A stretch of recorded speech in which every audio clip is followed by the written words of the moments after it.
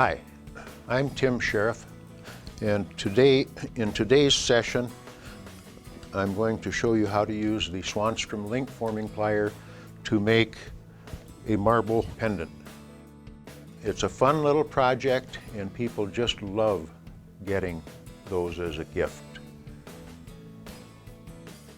I'm going to run through each of the steps before I do any demonstrating, but we start with some soldered rings, and the inside diameter of these rings are about 0.8 inches.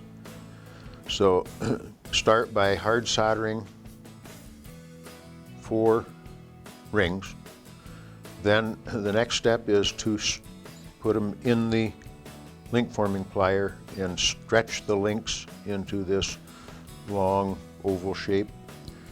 Then the next step is to put some twists on the wires that you stretched. Then they're flattened. Then 4 of them are soldered together in this pattern. Then I use a dapping block to shape the basket for the marble. Then I put a marble in to form it around to cut the twisted links, and then I solder them, put the marble in, and then solder the bail. So I start by putting up the 1/8 inch pins in the link forming plier. And now I'm going to stretch them in 2 steps to get them stretched as far as I can without breaking them. You should stretch it so that the wires are parallel with each other. After I stretch it, then I'm going to use a nail or some sort of shaft with about an 1/8 inch diameter. And now I'm just going to put that in. I'm actually using the Allen wrench that comes with the tool, but for demonstrating. But now I'm going to start putting twists in the stretched link. So there's one twist. And I keep a little pressure on the tool to make the twists stay tight. There's 2 twists, and for this project I put 3 twists in it. And I'm using 16 gauge wire for this marble pendant. So now I've got 3 twists in the link, so I do that on all 4 of the links. After they've been twisted, you can use a hydraulic press works best, but you can also just flatten them with a planishing hammer. I'm using one of the beautiful Fretz hammers. But just flatten it a little bit.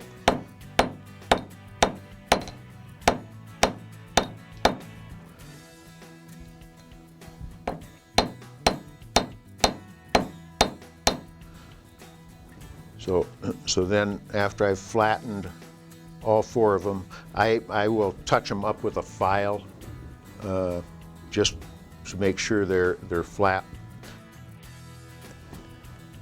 After they're flattened, then I solder them together into this pattern right here. I've found that it's best to solder 2 at a time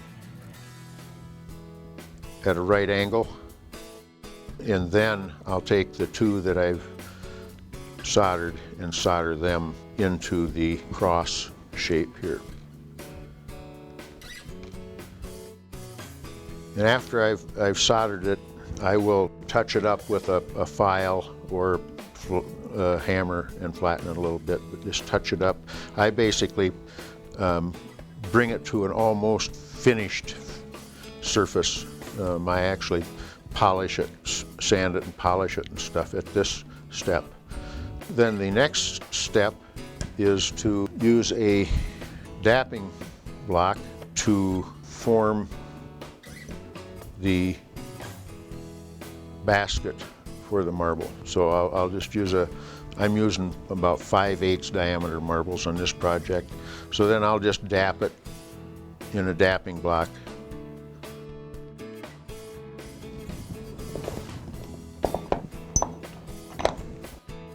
Now this is what it looks like after it's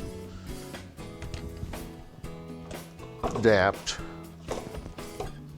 After I've dapped it, I'll put the marble in the basket and bring 2 opposing legs over the top of the marble, and then I'll make a mark at the center line. Those 2 that I've formed up around the marble, I'll cut them so that I can solder them, bring them together and solder them. So after I've sized it to the marble, then I'll close this up and solder it so that you end up with the basket looking like this.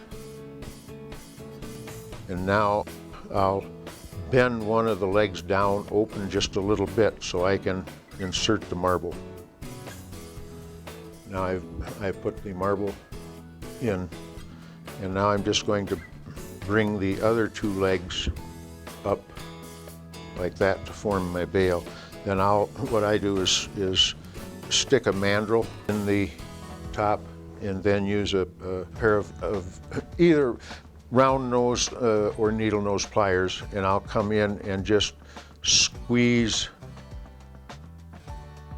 these 2 together so that it makes the bale. And after I've squeezed them together, and then I use some soft solder to solder the bale so that it ends up like that.